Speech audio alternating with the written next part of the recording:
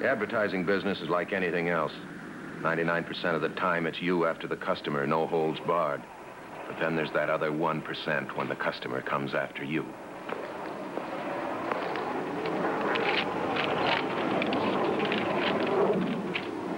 If you have time for extra business, have lead that company operating ferry boat is in market for advertising.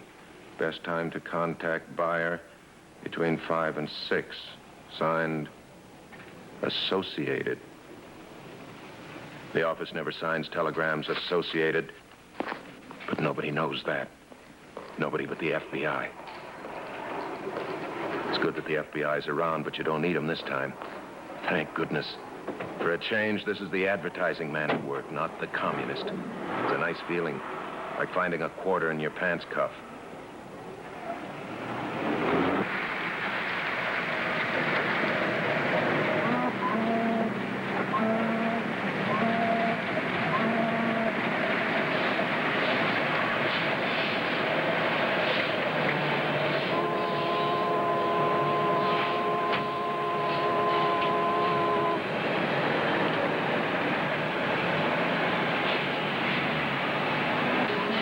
Everything, Philbrick?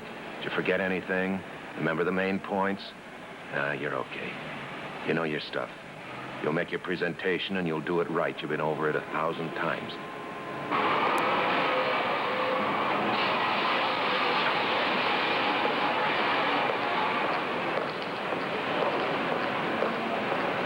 Now to find Mr. Baldwin and convince him. Get the idea across, the cannery. All the work and equipment that goes into a place like this. You got it all in your layout. Quit worrying, Philbrick, will you? You think this was your first legitimate prospect, your first chance to sink your teeth into the advertising game.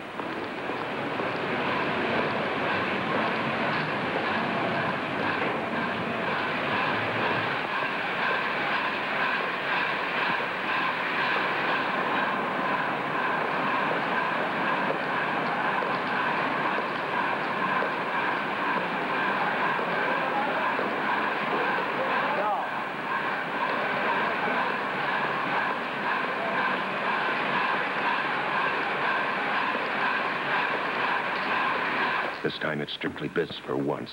The pitch is the important thing. Mr. Baldwin? Or is it? I'm Herb Philbrick. Oh, glad to meet you. Sit down. No, you, sir. Thank you. Sorry to ask you to fly down on such short notice, but But the last time we met, the introduction wasn't quite so formal. It was just Comrade Herb meet Comrade William.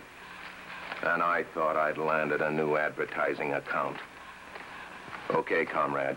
Make it look real good. Let's have a look at those layouts.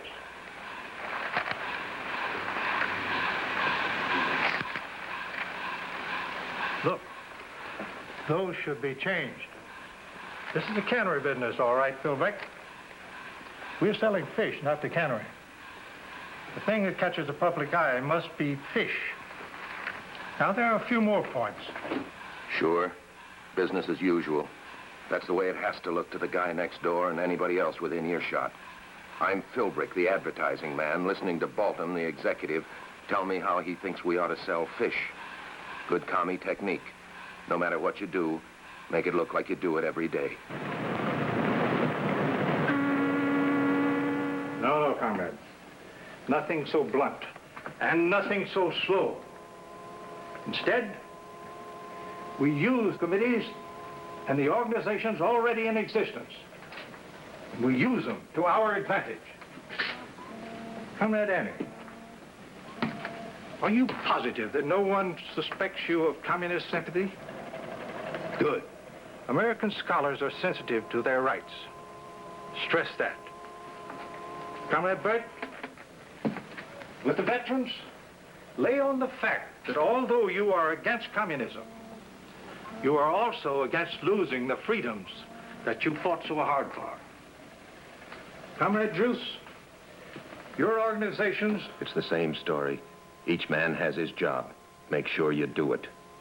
Just a typical pro-cell group, getting final instructions on a new agitation campaign. And when they start a campaign, they know what they're doing. These boys are experts on agitation. Just a little meeting to plot the violent overthrow of the government.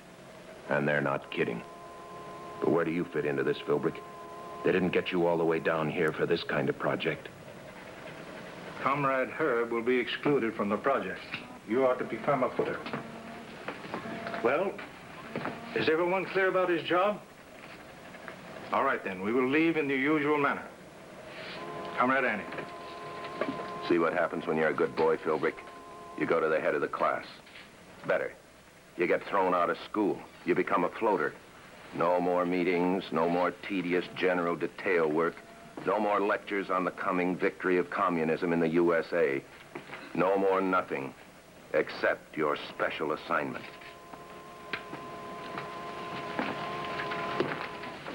You will leave last. Yeah. We'll have a nice long chat about fish. Red fish.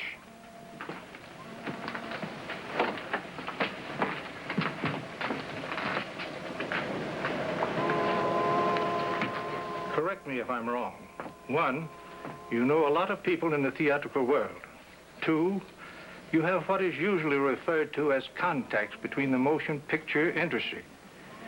Specifically, local representatives of the Hollywood film capital. 3, as an advertising man, it's within your scope to sell a particular commodity to a particular potential buyer. At 10 o'clock tomorrow morning, you will be at Pier 12. You will drive a car which cannot be traced back to you. You are to park at the north end of the pier, pretending motor trouble. You will be contacted by a comrade. He will deliver 2 things to you. 1, a man who is being smuggled into the country. 2, sealed orders where the man is to go. At that destination, routine matters will be attended to, and the man will be provided with a complete identity. You ought to bring the man a loyal comrade and his new identity out into the open. He is to meet the right people of literary groups. He is to go to the right places of theatrical circles. Provide him with a background here, a reference point to be used by our comrades in Hollywood to gain him employment in the motion picture industry. Have you any questions? About this car that's not supposed to be traced, what do I do, switch license plates? More than that. The car must be such that if found, it will be impossible to trace it back to you. If there is a leak of any kind, comrade, the entire area will be under surveillance. Where do I get this car? That's your problem. Now for the last 2 points. 1, there's a chance that the comrade may not reach shore at all. Therefore, you are to wait exactly 30 minutes. No more, no less. 2, if the project does reach you, it must not stop with you. It would be disastrous.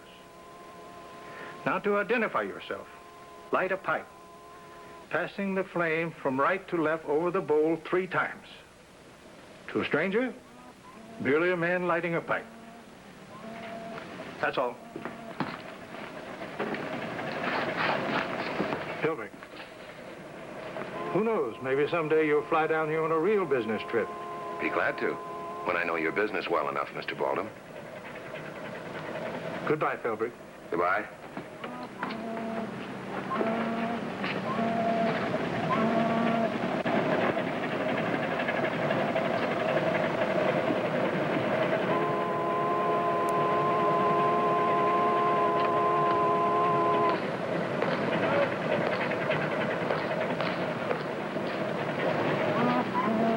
Thought you wouldn't need the FBI, huh, Philbrick? Just shows you they know what to expect every time.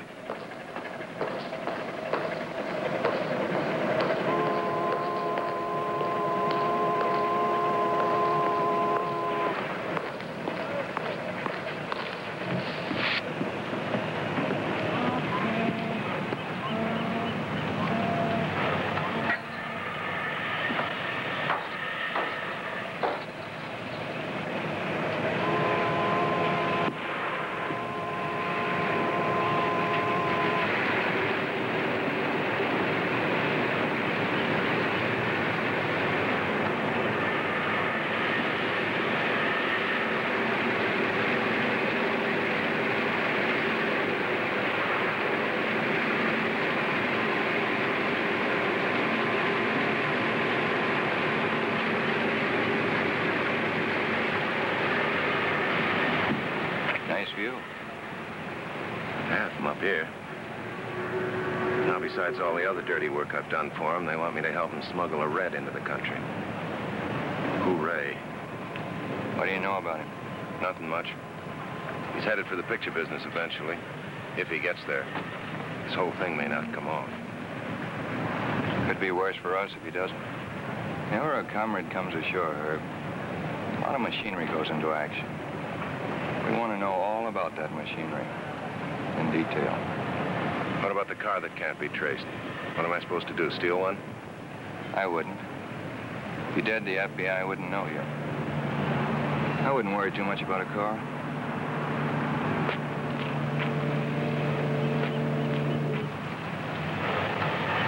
When the FBI wants to follow the commie machinery, then you can bet that this will be a smooth operation. You'll get off the boat and without a hitch. And when Henderson tells you not to worry too much about the car, you know the reason. You know the FBI well enough to realize they won't be stopped when they've got something on their mind. We'll have the car, Philbrick. And wouldn't the comrades be surprised if they knew it would be supplied by the FBI?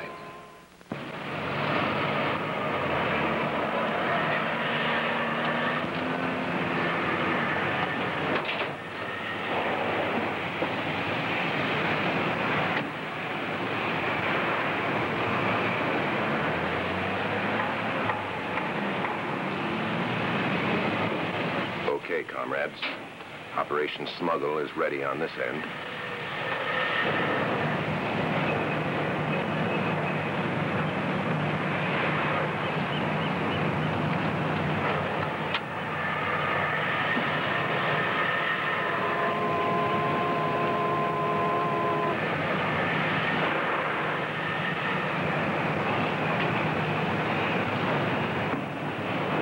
Need any help, mate? No, thanks. It's pretty bad, I guess. What seems to be the trouble? Battery's dead. No horn, no lights, no nothing. Maybe a push might help. I got my car down here a couple of blocks. I'll go and get it. No, I wouldn't put you to the trouble. Oh, it's no trouble at all. I've been in the same fix myself. I'll be back in 5 minutes. Well, but I can call a repair truck. I can do without. Good Samaritans. Okay, comrades. Our apple cart just got slightly upset. Let's go.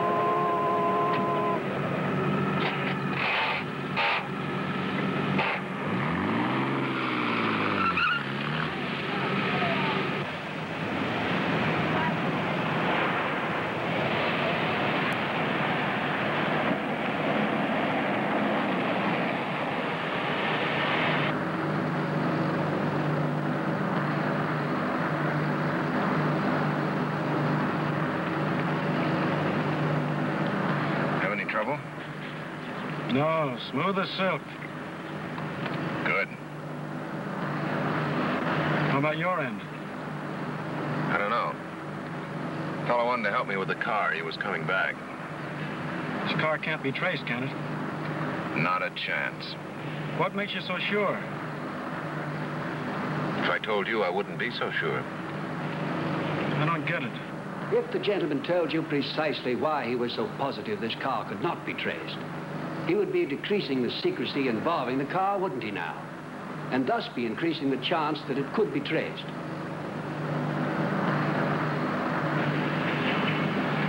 You can let me out at this corner.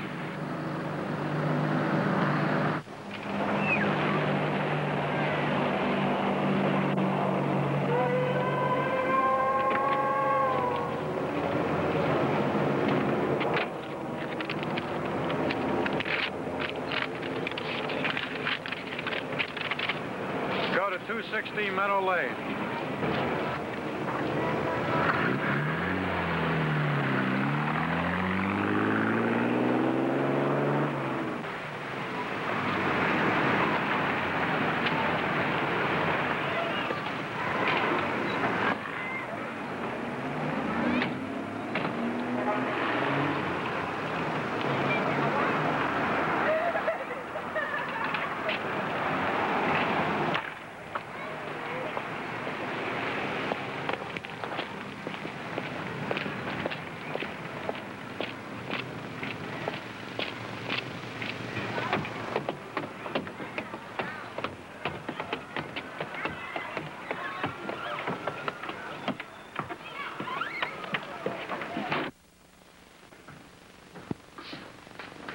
Everything is ready.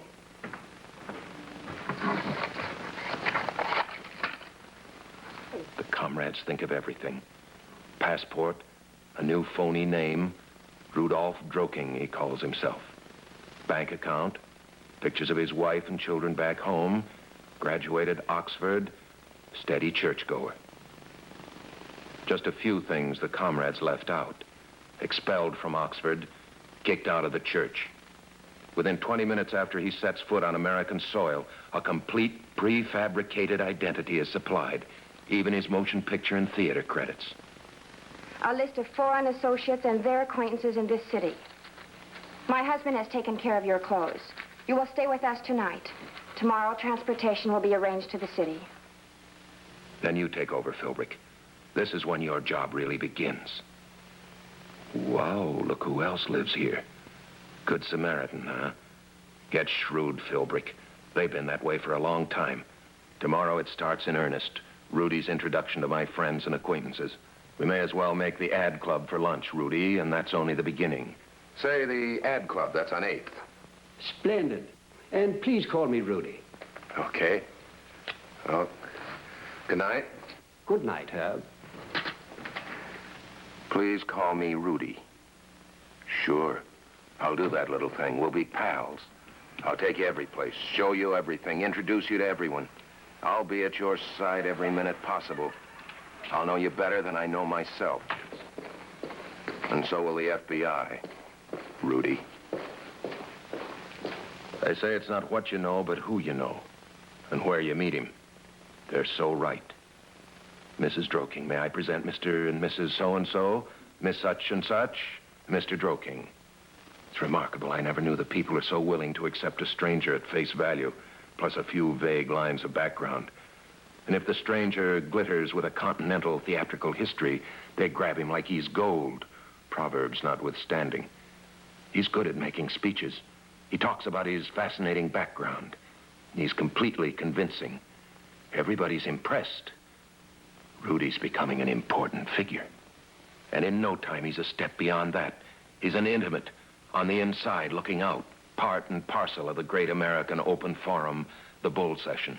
Midnight? I thought it was only 10. That's the sign of a very successful evening. Thank you, Eve. It's been wonderful. Good night. Good night. Very, very Good night, Herb. Good night. Nice to see you. Good night, Rudy. Good night, James. Good night. Certainly a very clever man. There's no doubt about that. See you again. It was wonderful, Eve. Well, I just loved it.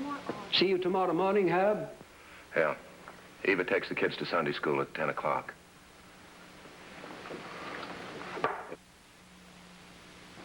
We'll see you all soon. Good night. Good night. Good night. Good night, Rudy. Good night. Lovely time.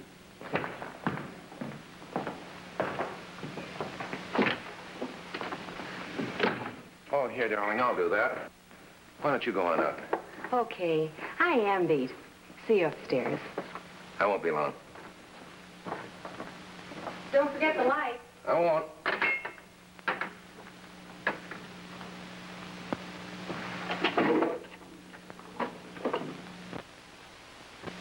Good man shouldn't have any trouble getting a clear set of fingerprints off this. And the FBI have some good men, Rudy. And some big files with plenty of room for miscellaneous items under the heading alias Rudolph Droking. Items like foods, prefers meats extremely rare, has a craving for mandarin duck, French onion soup, watercress salad. Books, Shakespeare, Milton, Thomas Mann, Hemingway. If you ever stray, Rudy, they've got a few things to go on. And they're going to have a few more. And it starts again early in the morning. Maybe a chance to get a photograph of Rudolph Droking. He ought to be here any minute. Maneuvering him into this chair should be simple. Herb. Herb. Yeah, darling. I'm in here. Oh, I'm taking the children to Sunday school, honey. Okay. See you later. Okay. Hello, Rudy. Herb's right in the library. Go right in. Change of plan. I leave in 20 minutes. 20 minutes? For California? Yes, you have the letters of reference. If I'd taken them from you last night, I could have gone directly to the airport. Get them, will you? Yes, I will. Sit down a minute, will you? No, no thanks. Too soft. Nearly crippled me last night. I have a bad back. Hurry, please. All right, I'll be just a minute.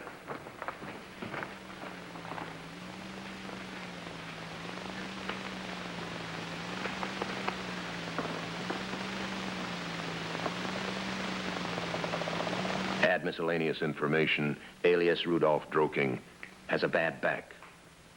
Subtract photograph of Droking, an easy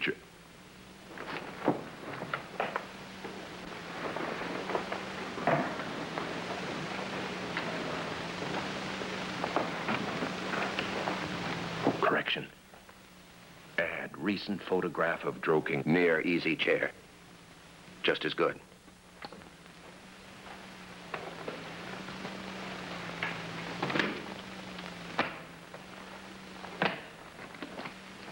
There you are. Good. You'll drive me to the airport. Yeah, sure. Typical commie maneuver. Change plans at the last second. Just in case Comrade Herb Philbrick isn't to be trusted, it's too late for him to do anything. Are you coming? Yeah.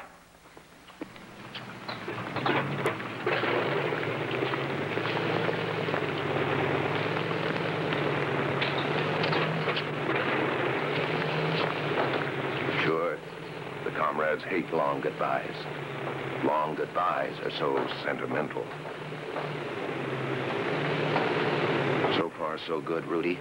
For you and for me and the FB. Like I said, me and the FBI. They know everything I've told them, and a lot more.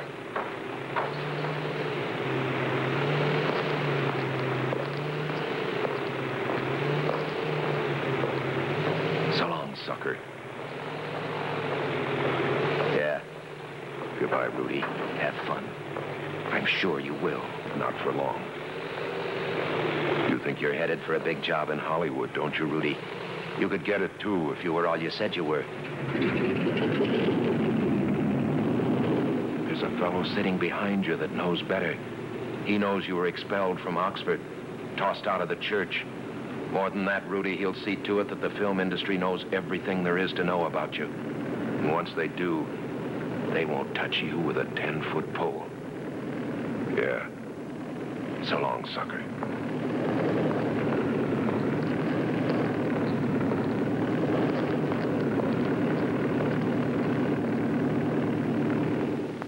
Many fine people have come to America from foreign lands and contributed substantially to the field of entertainment. When the communists tried to hide behind the clean records of this talented group, the authorities lost no time in clamping down on the operation.